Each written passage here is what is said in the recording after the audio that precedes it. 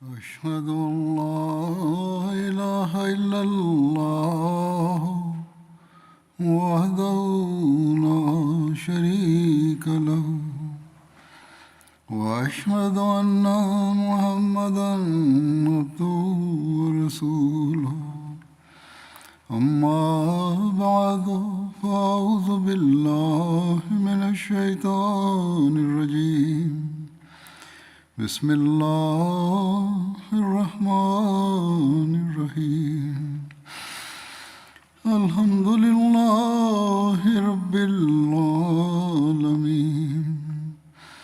الرحمن الرحيم مالك يوم الدين إياك نعبد وإياك نستعين اهدنا الصراط المستقيم صراط الذين أنعمت عليهم غير المغضوب عليهم ولا الضالين.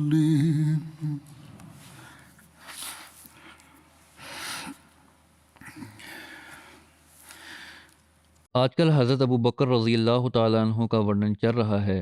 مدینہ پہنچنے کے بعد رسول اکرم صلی اللہ علیہ وسلم نے سب سے پہلے مسجد کے نرمان کی اور دھیان دیا۔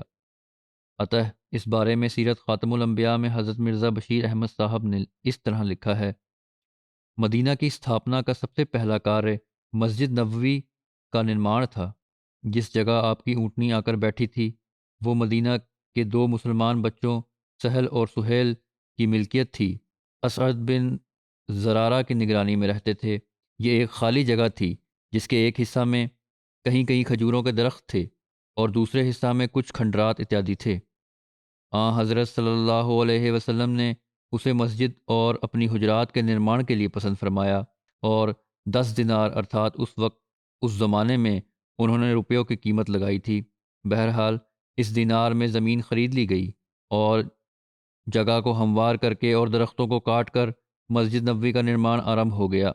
حضرت صلی اللہ علیہ وسلم نے خود دعا مانگتے ہوئے سنگ بنیاد رکھا اور جیسا کہ قباء کی مسجد میں ہوا تھا، صحابہ نے مستری اور مزدوروں کا کام کیا، جس میں کبھی کبھی حضرت صلی اللہ علیہ وسلم خود بھی شرکت فرماتے تھے۔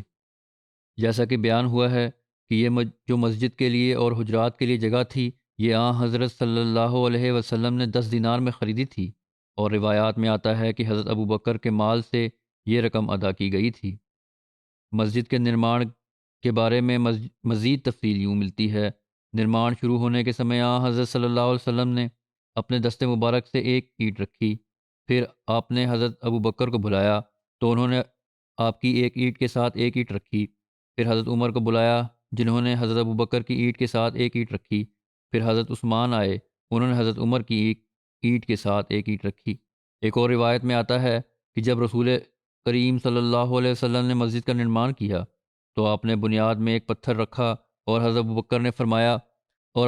ابو بکر سے فرمایا کہ اپنا پتھر میرے پتھر کے ساتھ رکھو۔ پھر آپ نے حضرت عمر سے فرمایا اپنا پتھر ابو بکر کے پتھر کے ساتھ رکھو۔ پھر حضرت عثمان سے فرمایا اپنا پتھر عمر کے پتھر کے ساتھ رکھو۔ محرم 7 ہجری میں جب نبی کریم صلی اللہ علیہ وسلم غزوہ خیبر سے وجت ہو کر لوٹے تو آپ نے مسجد نبوی کے نرمان اور دوبارہ نرمان کا آدیش دیا۔ اس دفعہ بھی آپ نے صحابہ کرام رضی اللہ تعالیٰ عنہم کے ساتھ مل کر مسجد کے نرمان میں بھاگ لیا۔ عبید اللہ بن عبداللہ بیان کرتے ہیں کہ جب رسول اللہ صلی اللہ علیہ وسلم نے مدینہ میں مکانوں کے لیے زمین پردان کی تو حضرت ابو بکر رضی اللہ تعالیٰ عنہ کے لیے ان کے گھر کی جگہ مسجد کے پاس نردھارت کی گئی۔ حضرت ابو بکر کے بھائی چارے کے بارے میں روایت ہے: رسول اللہ صلی اللہ علیہ وسلم نے حضرت ابو بکر اور حضرت خارجہ بن زید کے مدھے بھائی چارہ استھاپت کیا تھا۔ ایک روایت میں ہے کہ رسول اللہ صلی اللہ علیہ وسلم نے حضرت ابو بکر اور حضرت عمر کے مدھے دृढ़ بھائی چارہ استھاپت کروایا۔ حضرت عمر کے ساتھ جو بھائی چارہ ہے یہ مکہ میں ہوا تھا۔ اس کے بارے میں روایت آتی ہے کہ حضرت عمر کے ساتھ جو بھائی چارہ کی روایت ملتی ہے یہ بھائی چارہ مکہ میں ہوا تھا، جیسا کہ علامہ ابن عساکیر لکھتے ہیں کہ مکہ میں رسول اللہ صلی اللہ علیہ وسلم نے حضرت ابو بکر صدیق اور حضرت عمر بن خطاب کے مدھے بھائی چارہ استھاپت کیا۔ پھر جب رسول اللہ صلی اللہ علیہ وسلم مدینہ تشریف لائے تو آپ نے وہ بھائی چارہ سماپت کر دیا سوائے 2 بھائی چاروں کے۔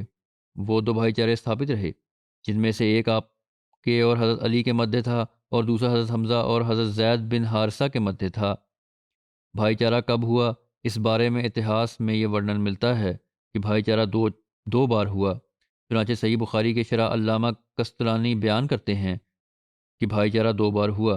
پہلی بار ہجرت سے پہلے مکہ میں مسلمانوں کے مدھے ہوا، جس میں آپ صلی اللہ علیہ وسلم نے حضرت ابو بکر اور حضرت عمر کے مدھے اور حضرت حمزہ اور حضرت زید بن حارثہ کے مدھے، حضرت عثمان اور حضرت عبد الرحمن بن عوف کے مدھے، حضرت زبیر اور حضرت عبداللہ بن مسعود کے مدھے اور حضرت علی اور اپنے مدھے بھائی چارہ ثابت کیا۔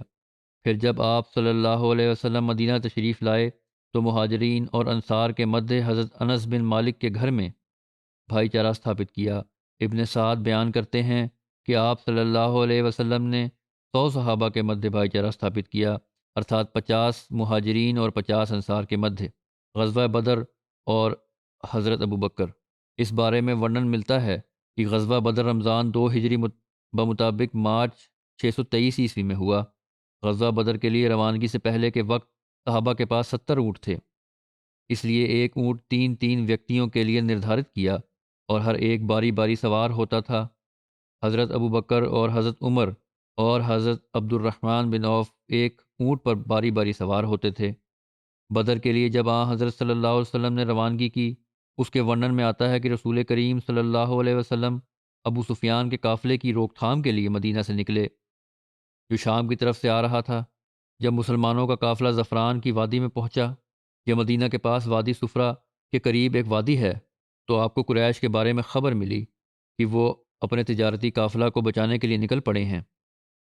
نبی کریم صلی اللہ علیہ وسلم نے صحابہ کرام سے مشورہ مانگا اور ان کو یہ خبر دی کہ مکہ سے ایک لشکر اتنت تیز رفتاری سے نکل پڑا ہے، اس بارے میں تم کیا کہتے ہو؟ کیا لشکر کے مقابلے میں تجارتی قافلہ تم کو زیادہ پسند ہے؟ انہوں نے کہا کیوں نہیں؟ ارتھات ایک گروہ نے کہا ہم دشمن کے مقابلہ میں تجارتی قافلے کو زیادہ پسند کرتے ہیں۔ ایک روایت میں ورنن ملتا ہے کہ ایک گروہ نے کہا کہ آپ نے ہم سے جنگ کا ورنن کیوں نہ کیا تاکہ ہم اس کی تیاری کر لیتے، ہم تو تجارتی قافلے کے لیے نکلے ہیں۔ ایک روایت میں آتا ہے کہ انہوں نے کہا اے اللہ کے رسول آپ کو تجارتی قافلے کی انہوں نے کہا اے اللہ کے رسول آپ کو تجارتی قافلے کی اور ہی جانا چاہیے اور آپ دشمن کو چھوڑ دیں۔ اس پر رسول اللہ صلی اللہ علیہ وسلم کے چہرے مبارک کا رنگ پریورتت ہو گیا۔ حضرت ابو ایوب بیان کرتے ہیں کہ اس آیت کے نزول کا کارن ہی یہی گھٹنا ہے کہ کما اخرجک ربک من بیتک بالحق وان فریق من المؤمنین لکارہون، کہ جیسے تیرے رب نے تجھے حق کے ساتھ تیرے گھر سے نکالا تھا، حالانکہ مومنوں میں سے ایک گروہ اسے نسندہ ناپسند کرتا تھا۔ اس پر حضرت ابو بکر کھڑے ہو گئے اور وارتلاب کیا اور بہت اتم وارتلاب کیا۔ پھر حضرت عمر کھڑے ہوئے اور وارتلاب کیا اور بہت اتم وارتلاب کیا۔ پھر حضرت مقداد کھڑے ہوئے اور عرض کیا یا رسول اللہ، جس کا اللہ نے آپ کو آدیش دیا ہے اسی طرف چلیے، ہم آپ کے ساتھ ہیں۔ اللہ کی قسم ہم آپ سے یہ نہ کہیں گے جیسا کہ بنی اسرائیل نے موسیٰ سے کہا تھا کہ فَاذْهَبْ أَنْتَ وَرَبُّكَ فَقَاتِلَا إِنَّا هَاهُنَا قَاعِدُونَ، اتح جا تو اور تیرا رب دونوں لڑو، ہم تو یہیں بیٹھے رہیں گے۔ انہوں نے کہا کہ ہم لوگ آپ کے ساتھ مل کر لڑائی کریں گے جب تک ہم میں جان ہے، اللہ کی قسم جس نے آپ کو حق کے ساتھ نبی بنا کر اوترت کیا ہے، یدی آپ ہمیں برکالرماد بھی لے چلیں تو ہم آپ کے ساتھ تلواروں سے لڑائی کرتے ہوئے چلتے چلے جائیں گے یہاں تک کہ ہم وہاں پہنچ جائیں۔ برکالرماد مکہ سے 5 رات کے فاصلے پر ایک شہر ہے جو سمندر سے لگا ہوا ہے۔ بہرحال حضرت عبداللہ بن مسعود بیان کرتے ہیں کہ میں نے رسول اللہ صلی اللہ علیہ وسلم کے چہرہ مبارک کو دیکھا، وہ اس بات پر چمک اٹھا اور اس بات پر بہت زیادہ پرسن ہوئے۔ پھر رسول اللہ صلی اللہ علیہ وسلم زعفران سے روانہ ہوئے اور بدر کے قریب پڑاؤ کیا۔ پھر آپ صلی اللہ علیہ وسلم اور آپ کے اصحاب میں سے ایک شخص سوار ہوا۔ ابن ہشام کے مطابق وہ حضرت ابو بکر تھے۔ ایک دوسری روایت کے مطابق حضرت ابو بکر کی بجائے حضرت قتادہ بن نعمان یا حضرت معاذ بن جبل تھے، یہاں تک کہ آپ صلی اللہ علیہ وسلم عرب کے ایک بوڑھے شخص کے پاس رکے اور اس سے قریش کے بارے میں اور محمد صلی اللہ علیہ وسلم اور اس کے ساتھیوں کے بارے میں دریافت کیا اور یہ کہ ان کے بارے میں کیا خبر ہے۔ بدر میں جب میدان میں جمع ہو گئے تو حضرت صلی اللہ علیہ وسلم کے لیے ایک سائبان ارتھات چھت بنائی گئی تھی۔ اس کی تیاری کے بارے میں لکھا ہے، سعد بن معاذ رئیس اوس کے پرستاو پر صحابہ نے میدان کے ایک بھاگ میں حضرت صلی اللہ علیہ وسلم کے لیے ایک سائبان تیار کر دیا، اور سعد نے حضرت صلی اللہ علیہ وسلم کی سواری سائبان کے پاس باندھ کر عرض کیا کہ یا رسول اللہ، آپ اس سائبان میں تشریف رکھیں اور ہم اللہ کا نام لے کر دشمن کا مقابلہ کرتے ہیں۔ اور سعد اور کچھ دوسرے انصار اس کے گرد پہرا دینے کے لیے کھڑے ہو گئے۔ حضرت صلی اللہ علیہ وسلم اور حضرت ابو بکر نے اسی سائبان میں رات بسر کی۔ ایک روایت میں ورنن ملتا ہے کہ حضرت ابو بکر سائبان میں ننگی تلوار سونت کر آپ کے پاس حفاظت کے لیے کھڑے رہے، اور حضرت صلی اللہ علیہ وسلم نے رات بھر رو رو کر دعائیں کیں، اور لکھا ہے کہ سارے لشکر میں صرف آپ ہی تھے جو رات بھر جاگے، باقی سب لوگ باری باری اپنی نیند سو لیے۔ حضرت ابو بکر صدیق رضی اللہ تعالیٰ عنہ کی بہادری کے بارے میں حضرت علی سے روایت ہے، وہ کہتے ہیں کہ انہوں نے یہ حضرت علی سے مروی ہے کہ انہوں نے صحابہ کے ایک گروہ سے پوچھا کہ مجھے لوگوں میں سے سب سے زیادہ بہادر ویکتی کے بارے میں بتاؤ۔ حضرت علی نے پوچھا تو لوگوں نے اتر دیا کہ آپ ارتھات حضرت علی۔ حضرت علی نے فرمایا لوگوں میں سب سے زیادہ بہادر حضرت ابو بکر ہیں۔ جب بدر کا دن تھا، ہم نے رسول اللہ صلی اللہ علیہ وسلم کے لیے سائبان تیار کیا، پھر ہم نے کہا کہ کون ہے جو رسول اللہ صلی اللہ علیہ وسلم کے ساتھ رہتا ہے کہ آپ صلی اللہ علیہ وسلم تک کوئی مشرک نہ پہنچ پائے؟ تو اللہ کی قسم ہم میں سے کوئی آپ صلی اللہ علیہ وسلم کے قریب نہ گیا، مگر حضرت ابو بکر تلوار کو سوتے ہوئے رسول اللہ صلی اللہ علیہ وسلم کے سر کے پاس کھڑے ہو گئے کہ رسول اللہ صلی اللہ علیہ وسلم کے پاس کوئی مشرک نہیں پہنچے گا مگر پہلے وہ ابو بکر سے مقابلہ کرے گا۔ اس سندرب میں حضرت مسلم معود رضی اللہ تعالیٰ عنہ فرماتے ہیں کہ حضرت علی رضی اللہ تعالیٰ عنہ نے ایک دفعہ فرمایا کہ صحابہ میں سے سب سے زیادہ بہادر اور دلیر حضرت ابو بکر رضی اللہ تعالیٰ عنہ تھے، اور پھر انہوں نے کہا کہ جنگ بدر میں جب رسول کریم صلی اللہ علیہ وسلم کے لیے ایک علیحدہ چبوترا بنایا گیا تو اس وقت سوال پیدا ہوا کہ آج رسول کریم صلی اللہ علیہ وسلم کی سرکشا کا کارے کس کے سپرد کیا جائے۔ اس پر حضرت ابو بکر رضی اللہ تعالیٰ عنہ ترنت ننگی تلوار لے کر کھڑے ہو گئے، اور انہوں نے اس گھور سنکٹ کے اوسر پر اتینت ساہس پوروک کی سرکشا کا کرتویہ پورن کیا۔ حضرت ابن عباس نے بیان کیا کہ نبی کریم صلی اللہ علیہ وسلم نے فرمایا، اور آپ بدر کے دن ایک بڑے خیمے میں تھے، اللہم انجزلی ما وعدتنی، اللہم آتا ما وعدتنی، اللہم ان تہلک حاذہ العصابہ من اہل الاسلام لا تعبد فی الارض۔ یا میرے اللہ، میں تجھے تیرے ہی عہد اور تیرے ہی وعدے کی قسم دیتا ہوں، اے میرے رب، یدی تو ہی مسلمانوں کی تباہی چاہتا ہے تو آج کے بعد تیری عبادت کرنے والا کوئی نہ رہے گا۔ اتنے میں حضرت ابو بکر نے آپ کا ہاتھ پکڑ لیا اور انہوں نے کہا یا رسول اللہ بس کیجئے۔ آپ نے اپنے رب سے دعا مانگنے میں بہت اصرار کر لیا، اور آپ زرہ پہنے ہوئے تھے۔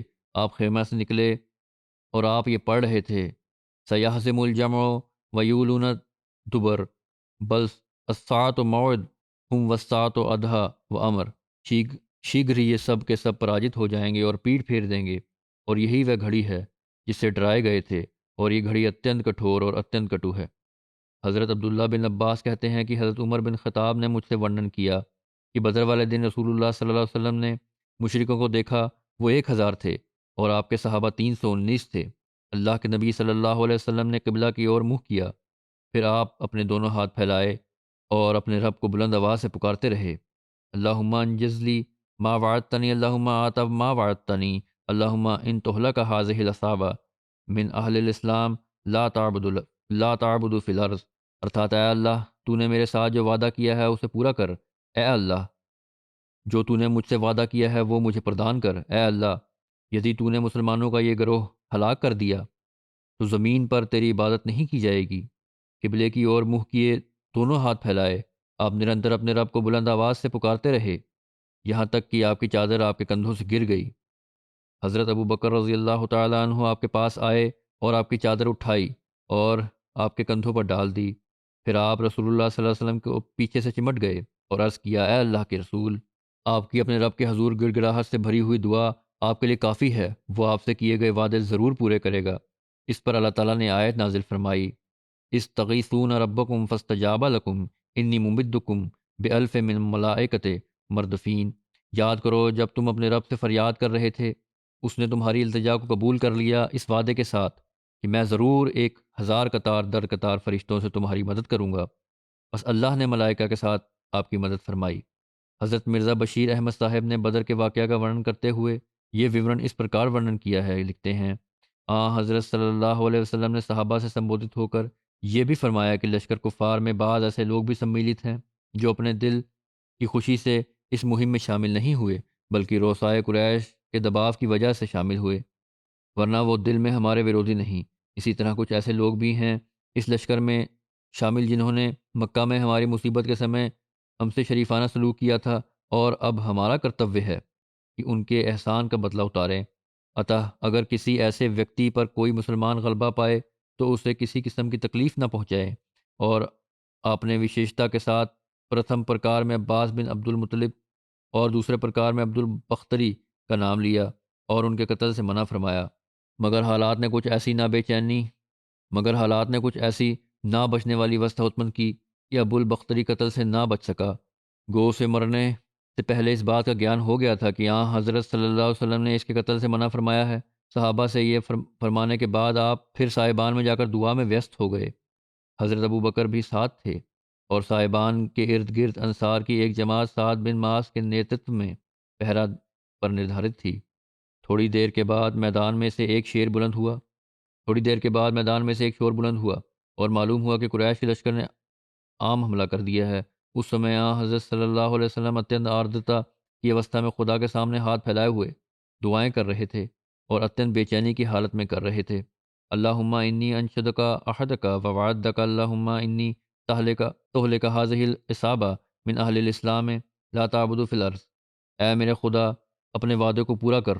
اے میرے مالک، اگر مسلمانوں کی جماعت آج اس میدان میں ہلاک ہو گئی تو دنیا میں تجھے پوجنے والا کوئی نہیں رہے گا۔ اور اس سمے آپ اتنی تڑپ کی حالت میں تھے کہ کبھی آپ سجدے میں گر جاتے اور کبھی کھڑے ہو جاتے ہو کر خدا کو پکارتے، اور آپ کی چادر آپ کے کندھوں سے گر پڑتی تھی، اور حضرت ابو بکر اسے اٹھا کر آپ پر ڈال دیتے تھے۔ حضرت علی کہتے ہیں کہ مجھے لڑتے ہوئے حضرت صلی اللہ علیہ وسلم کا خیال آتا تھا تو میں آپ کے صاحبان کی طرف بھاگا جاتا، لیکن جب بھی میں گیا میں نے آپ کو سجدے میں گڑاتے ہوئے پایا، اور میں نے سنا کہ آپ کی زبان پر یہ شبد چل رہے تھے کہ یا حیو یا قیوم، یا حیو یا قیوم، ارتھات اے میرے زندہ خدا، اے میری زندگی بخش آقا۔ حضرت ابو بکر آپ کی اس حالت کو دیکھ کر بے چین ہوئے جاتے تھے اور کبھی کبھی سہسا کہتے تھے، یا رسول اللہ، میرے باپ آپ پر فدا ہوں، آپ گھبرائیں نہیں، اللہ آپ اپنے وعدے ضرور پورے کرے گا۔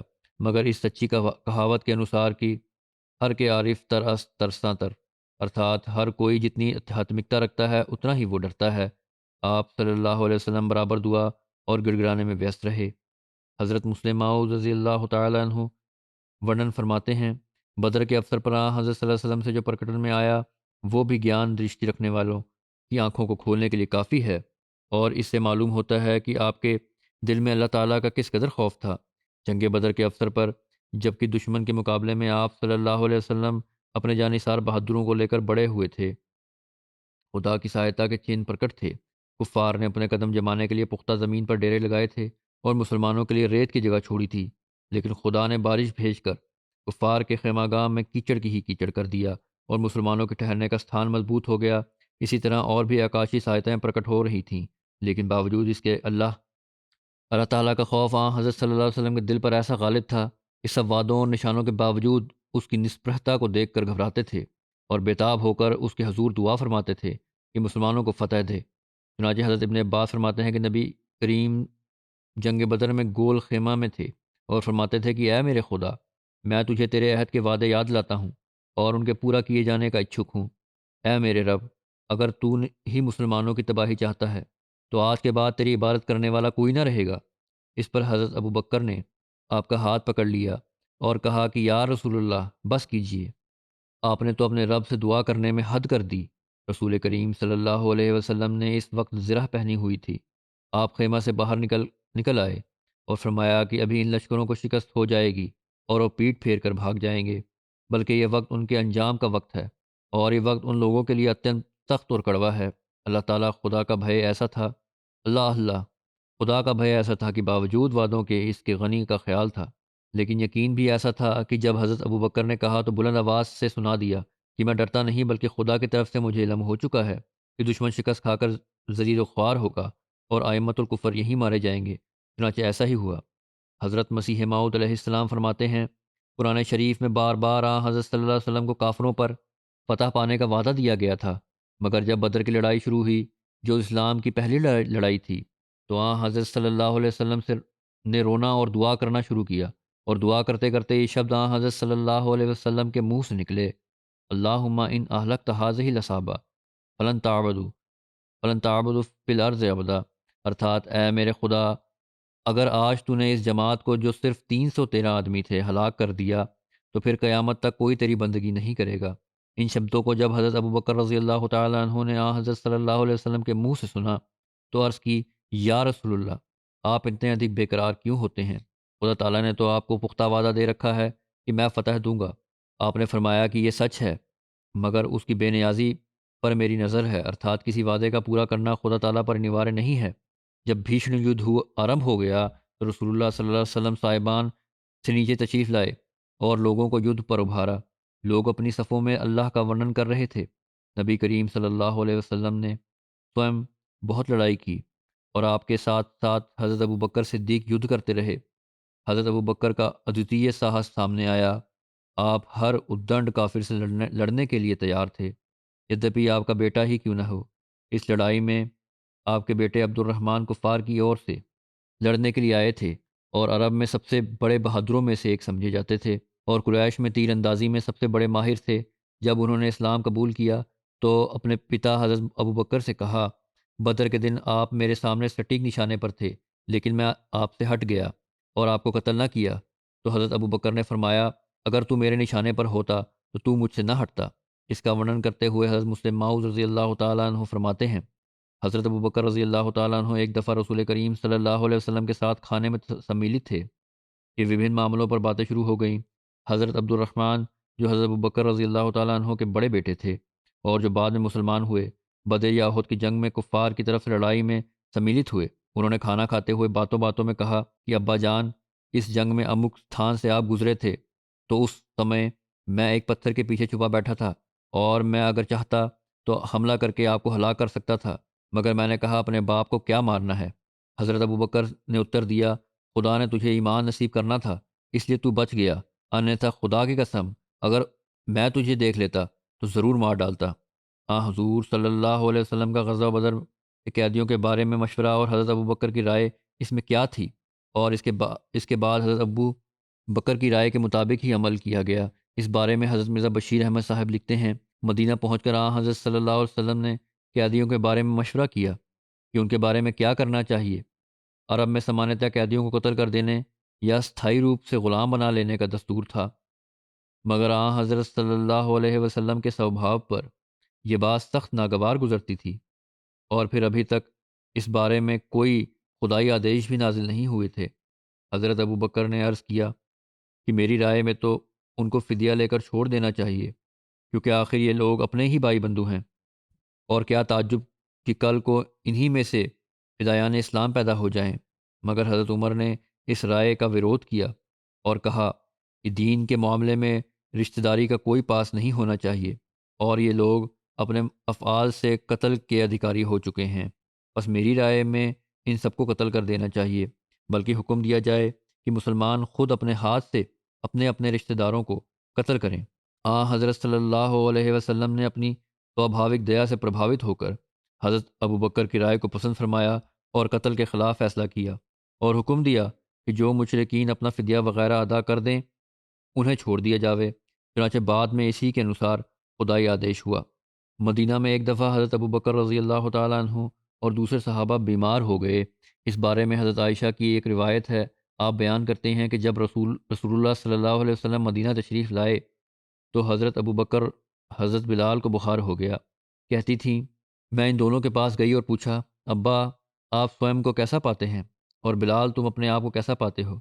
آپ کہتی ہیں کہ جب حضرت ابو بکر کو بخار ہوتا تو یہ شعر پڑھتے، کل عمر مصبح فی اہلہ والموت ادنیٰ من شراک مال۔ ہر شخص جو اپنے گھر والوں میں صبح کو اٹھتا ہے تو اسے سلامتی کی دعائیں دی جاتی ہیں، اور حالت یہ ہے کہ موت اس کی جوتی کے تسمہ سے نزدیک تر ہوتی ہے۔ اور حضرت بلال جب ان کا بخار اتر جاتا تو بلند آواز سے رو کر شعر پڑھتے تھے، جس کا مطلب یہ ہے کہ میں مکہ کی ارد گرد کی آبادیوں کا ورنن ہوتا ہے جس کا مطلب یہ ہے کہ میں مکہ کی ارد گرد کی آبادیوں کا ورنن ہوتا اور اس کو یاد کر رہے ہوتے۔ حضرت عائشہ کہتی ہیں کہ میں رسول اللہ صلی اللہ علیہ وسلم کے پاس آئی اور سارا حال آپ سے بیان کیا، ارتھات حضرت ابوبکر نے کیا کہا، حضرت بلال کیا کہتے ہیں۔ اس پر رسول اللہ صلی اللہ علیہ وسلم نے دعا کی کہ اے اللہ، مدینہ بھی ہمیں ایسا ہی پیارا بنا دے جیسا کہ ہمیں مکہ پیارا ہے، یا اس سے بھی بڑھ کر، اور اس کو صحت بخش مقام بنا، اور ہمارے لیے اس کے سائے میں اس کے سا میں اور مد میں برکت دے، ارتھات مد اور سا پیمانے ہیں وزن کے، اور اس کے بخار کو یہاں سے لے جا کر زحفہ کی طرف منتقل کر دے۔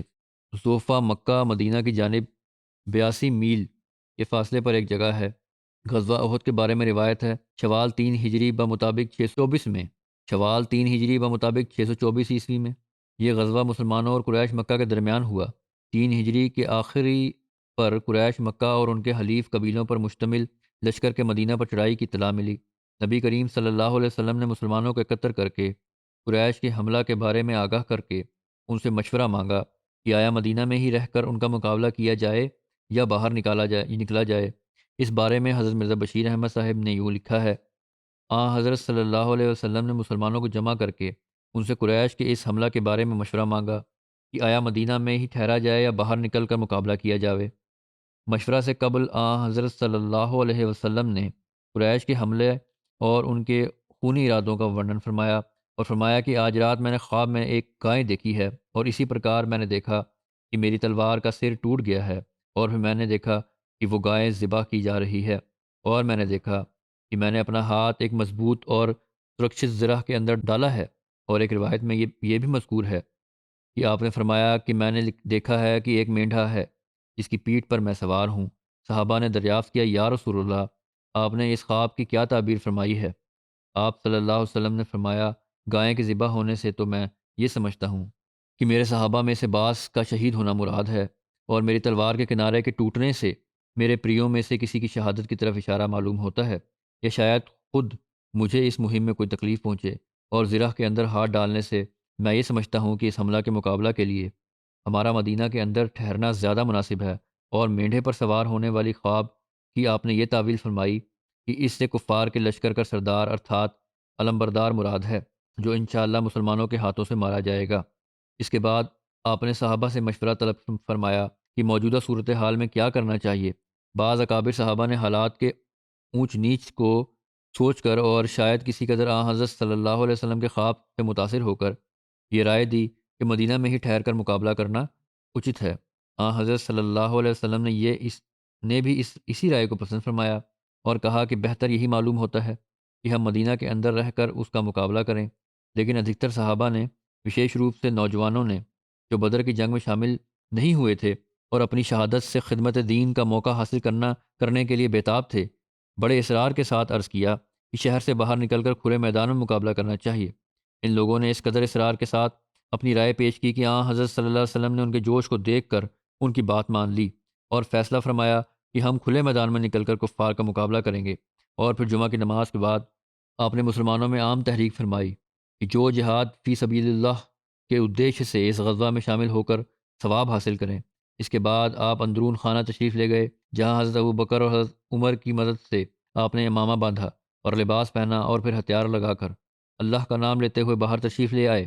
لیکن اتنے عرصے میں جو یہ نوجوان تھے، وہ بعض صحابہ کے کہنے پر ان کو یہ احساس ہوا اپنی غلطی کا، تو انہوں نے رسول خدا صلی اللہ علیہ وسلم کی رائے کے مقابلے میں اپنی رائے پر اصرار نہیں کرنا چاہیے تھا۔ جب یہ احساس ان کو ہوا تو اکثر ان میں سے لجت تھے۔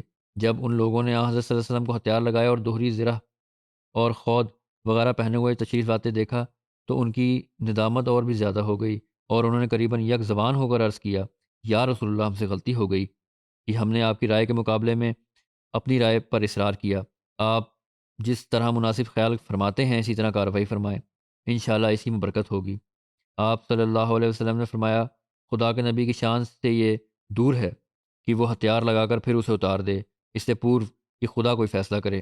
بس اب اللہ کا نام لے کر چلو، اور اگر تم نے صبر سے کام لیا تو یقین رکھو کہ اللہ تعالیٰ کی سہایتا تمہارے ساتھ ہوگی۔ غزوہ احد میں رسول اللہ صلی اللہ علیہ وسلم نے اپنی تلوار ہاتھ میں لے کر فرمایا کہ کون ہے جو اس کا حق ادا کرے۔ اس موقع پر جن اصحاب نے اس خواہش کا اظہار کیا وہ تلوار ان کو عنایت کی جائے۔ ان میں حضرت ابو بکر رضی اللہ تعالیٰ عنہ بھی شامل تھے۔ سیرت خاتم الانبیاء میں حضرت مرزا بشیر احمد صاحب نے اس کا ورنن یوں فرمایا ہے، حضرت صلی اللہ علیہ وسلم نے اپنی تلوار ہاتھ میں لے کر فرمایا، کون ہے جو اسے لے کر اس کا حق ادا کرے؟ بہت سے صحابہ نے اس فخر کی خواہش میں اپنے ہاتھ پھیلائے، جن میں حضرت عمر اور زبیر، بلکہ روایت کے انوسار حضرت ابو بکر اور حضرت علی بھی شامل تھے، مگر آپ نے اپنا ہاتھ روکے رکھا اور یہی فرماتے گئے، کوئی ہے جو اس کا حق ادا کرے؟ آخر ابو دجانہ انصاری نے اپنا ہاتھ آگے بڑھایا اور عرض کیا، یا رسول اللہ، مجھے عنایت فرمائیے۔ آپ نے یہ تلوار انہیں دی۔ غزوہ احد میں جب کفار نے پلٹ کر حملہ کیا اور مسلمانوں کو ہزیمت اٹھانی پڑی، اس وقت رسول اللہ صلی اللہ علیہ وسلم کے بارے میں بھی یہ خبر مشہور ہوئی کہ آپ شہید ہو گئے ہیں۔ ابن اسحاق کا بیان ہے کہ رسول اللہ صلی اللہ علیہ وسلم کی شہادت کا بیان اور کچھ لوگوں کے منتشر ہو جانے کے بعد سب سے پہلے رسول اللہ صلی اللہ علیہ وسلم پر حضرت کعب بن مالک رضی اللہ تعالیٰ عنہ کی نگاہ پڑی۔ ان کا بیان ہے کہ میں نے خود کے مدھے سے آپ کی چمکتی ہوئی آنکھیں دیکھ کر بلند آواز سے پکارا، اے مسلمانوں خوش ہو جاؤ، رسول اللہ صلی اللہ علیہ وسلم یہ ہیں۔ یہ سن کر رسول اللہ صلی اللہ علیہ وسلم نے ہاتھ سے اشارہ کیا کہ خاموش رہو۔ جب مسلمانوں نے رسول اللہ صلی اللہ علیہ وسلم کو پہچان لیا تو آپ صلی اللہ علیہ وسلم ان کے ہمراہ گھاٹی کی طرف روانہ ہوئے۔ آپ کے ساتھ حضرت ابو بکر صدیق، حضرت عمر، حضرت علی، حضرت طلحہ بن عبید اللہ، حضرت زبیر بن عوام اور حضرت حارثہ بن سیما وغیرہ صحابہ کرام تھے۔ رسول اللہ صلی اللہ علیہ وسلم نے احد کے دن اپنے صحابہ کی ایک جماعت سے موت پر بیعت لی۔ جب بظاہر مسلمانوں کی پسپائی ہوئی تھی تو وہ ثابت قدم رہے اور اپنی جان پر کھیل کر آپ صلی اللہ علیہ وسلم کا دفاع کرنے لگے، یہاں تک کہ ان میں سے کچھ شہید ہو گئے۔ ان بیعت کرنے والے خوش نصیبوں میں حضرت ابو بکر رضی اللہ تعالیٰ عنہ، حضرت عمر، حضرت طلحہ، حضرت زبیر، حضرت سعد، حضرت سہل بن حنیف اور حضرت ابو دجانہ شامل تھے۔ غزوہ احد کے حالات کا ورنن کرتے ہوئے حضرت مرزا بشیر احمد صاحب نے مزید لکھا ہے، جو صحابہ حضرت صلی اللہ علیہ وسلم کے آس پاس اکتر تھے، انہوں نے جو جان نثاریاں دکھائیں، اتہاس ان کی ادھارن لانے سے اسمرتھ ہے۔ یہ لوگ پروانوں کی طرح آپ کے گرد گھومتے تھے اور آپ کی خاطر اپنی جان پر کھیل رہے تھے۔ جو وار بھی پڑتا تھا صحابہ اپنے اوپر لیتے تھے اور حضرت صلی اللہ علیہ وسلم کو بچاتے تھے اور ساتھ ہی دشمن پر بھی وار کرتے جاتے تھے۔ حضرت علی اور زبیر نے بے تحاشا دشمن پر حملے کیے اور ان کی صفوں کو دھکیل دھکیل دیا۔ ابو طلحہ انصاری نے تیر چلاتے چلاتے 3 کمانیں توڑیں اور دشمن کے تیروں کے مقابل پر ڈٹ کر حضرت صلی اللہ علیہ وسلم کے بدن کو اپنی ڈھال سے چھپایا۔ سعد بن وقاص کو حضرت صلی اللہ علیہ وسلم خود تیر پکڑاتے جاتے تھے اور سعد یہ تیر دشمن پر بے تحاشا چلاتے جاتے تھے۔ ایک دفعہ آپ نے سعد سے فرمایا، تم پر میرے ماں باپ قربان ہوں، برابر تیر چلاتے جاؤ۔ سعد اپنی آخری عمر تک آپ کے ان شبدوں کو اتنت گرو کے ساتھ بیان کیا کرتے تھے۔ ابو دجانہ نے بڑی دیر تک آپ کے جسم کو اپنے جسم سے چھپائے رکھا اور جو تیر یا پتھر آتا تھا اسے اپنے جسم پر لیتے تھے، یہاں تک کہ ان کا بدن تیروں سے چھلنی ہو گیا، مگر انہوں نے اف تک نہیں کی، تاکہ کہیں ایسا نہ ہو کہ ان کے بدن میں حرکت پیدا ہونے سے حضرت صلی اللہ علیہ وسلم کے جسم کا کوئی حصہ ننگا ہو جائے اور آپ کو کوئی تیر آ لگے۔ طلحہ نے حضرت صلی اللہ علیہ وسلم کو بچانے کے لیے کئی بار اپنے بدن پر لیے اور اسی کوشش میں ان کا ہاتھ چھل ہو کر ہمیشہ کے لیے بیکار ہو گیا، پرنتو یہ کچھ گنتی کے جانثار اس مہان سیلاب کے سامنے کب تک ٹھہر سکتے تھے جو ہر پل بھیاوے لہروں کے سامان چاروں طرف سے بڑھتا چلا آتا تھا۔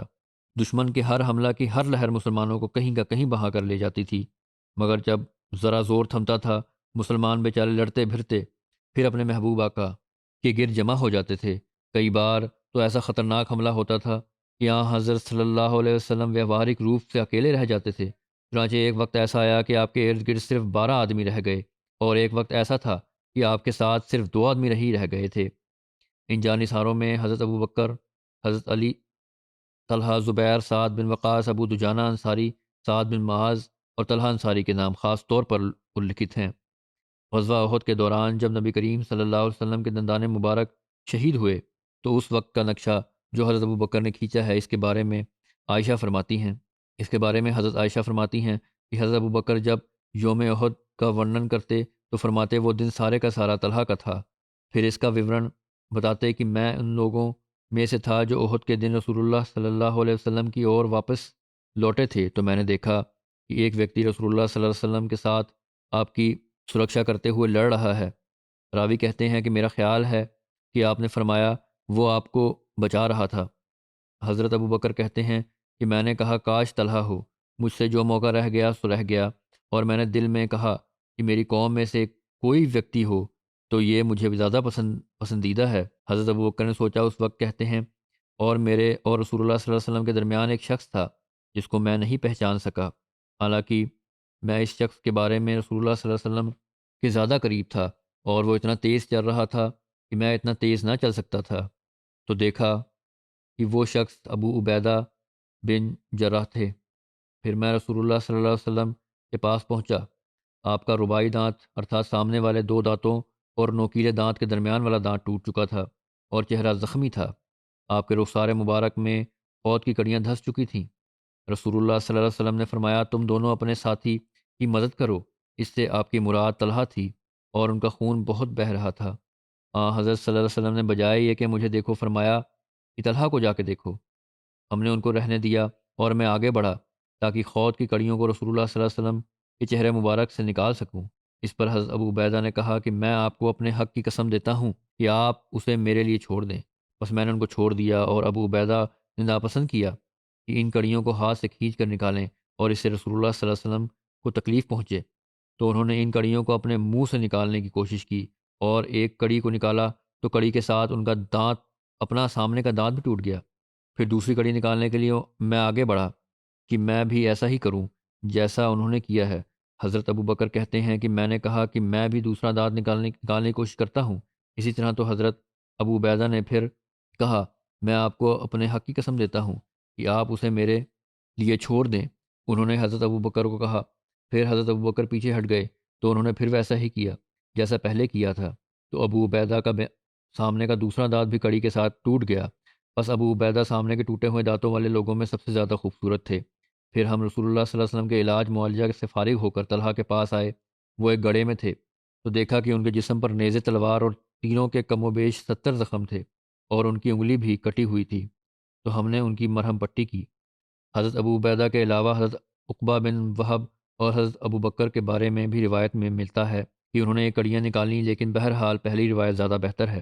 غزوہ احد کے دن جب حضرت صلی اللہ علیہ وسلم صحابہ کے ساتھ پہاڑ پر چڑھ گئے تو کفار بھی آپ کے پیچھے آئے۔ چنانچہ صحیح بخاری میں روایت ہے کہ ابو سفیان نے 3 بار پکار کر کہا، کیا ان لوگوں میں محمد ہے صلی اللہ علیہ وسلم؟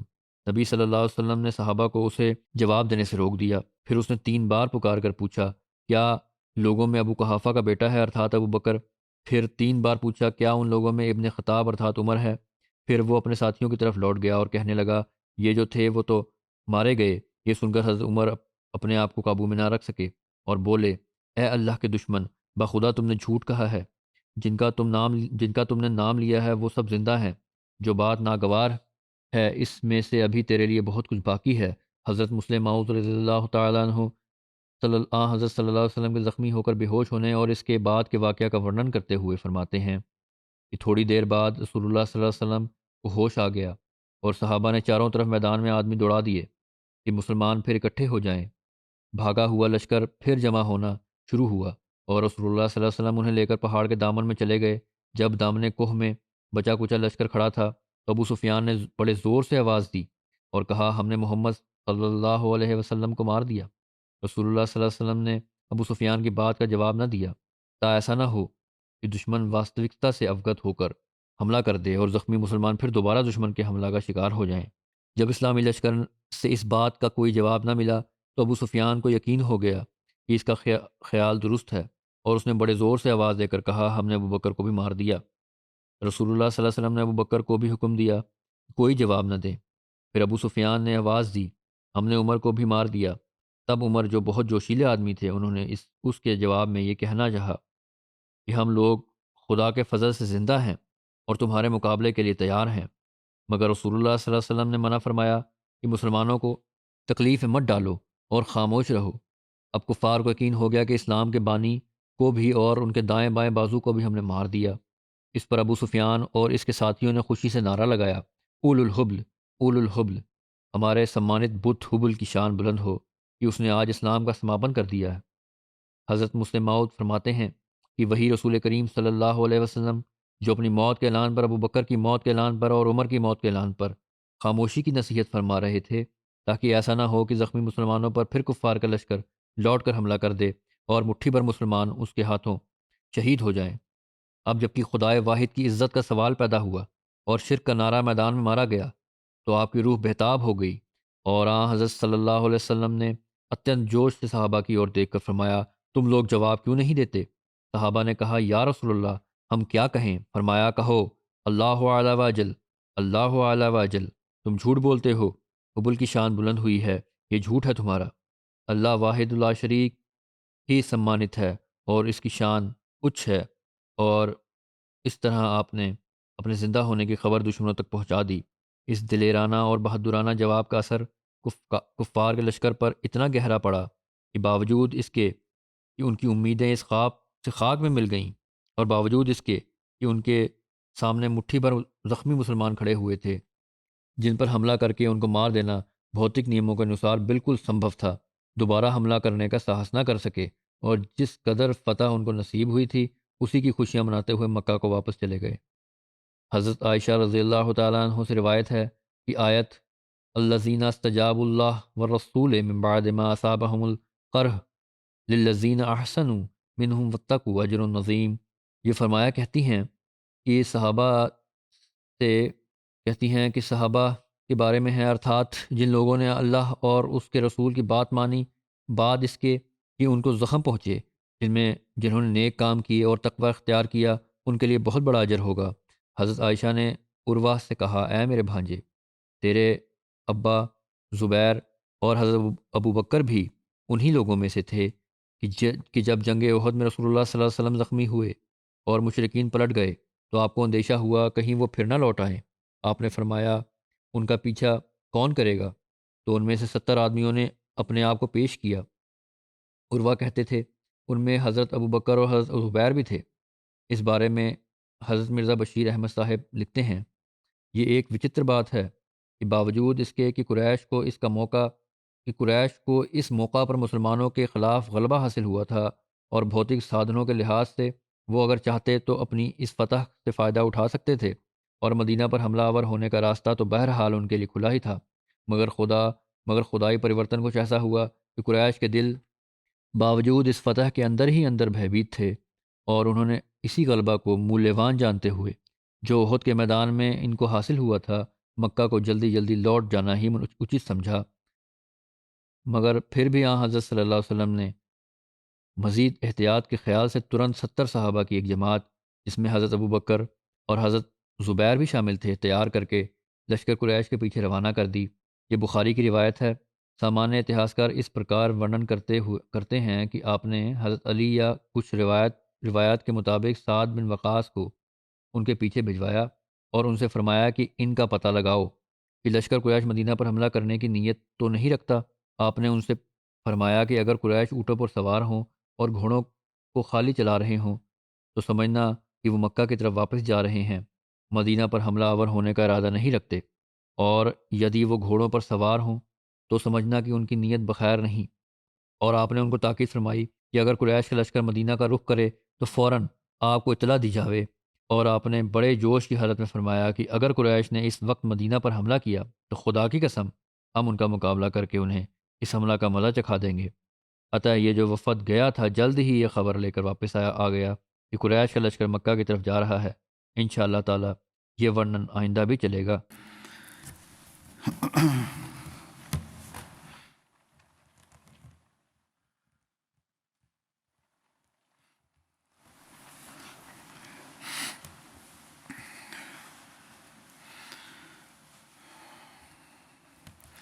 الحمد لله نحمده ونستعينه ونستغفره ونؤمن به ونتوكل عليه ونعوذ بالله من شرور أنفسنا ومن سيئات أعمالنا، من يهده الله فلا مضل له ومن يضلل فلا هادي له، ونشهد أن لا إله إلا الله ونشهد أن محمدا عبده ورسوله. عباد الله رحمكم الله، إن الله يأمر بالعدل والإحسان وإيتاء ذي القربى وينهى عن الفحشاء والمنكر والبغي يعظكم لعلكم تذكرون. اذكروا الله يذكركم وادعوه يستجب لكم ولذكر الله أكبر.